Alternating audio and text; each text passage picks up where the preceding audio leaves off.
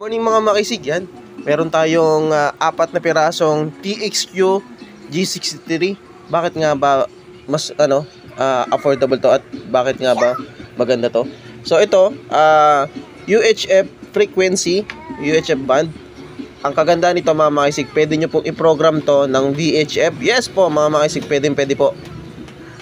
Kung gusto nyo po, pasa ko po sa inyo yung software nito, pwede nyo pong i-program ng VHF. So, less than 5 watts na po yun. At the same time, yung pinakamagandang feature dito, pwede siyang frequency pairing sa mga UHF na radyo. Tulad ng mga BF888S, C50, yung mga UHF po. Yan, pwede nyo pong gayahin. Yan. So, ganda nyan. Lakas pa ng audio. Check 1, 2, 3. Audio. Yan. Audio 1, 2, 3. Check. Kompleto na yan mga makisig. May belt clip, may lanyard, may charger.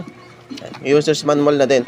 So nag-order sa atin si pang ilang ulit na to, si Ma'am Yoshiko. Yan, Yoshiko Paz. Maraming salamat ma'am. From Cavite pa rin. Papaship natin sa JRS Express. Alright, sa mga naghahanap, cute size, and small battery-ball, ang tinatawag na Marites na unit. Kasi nanggagaya siya ng frequency. Alright?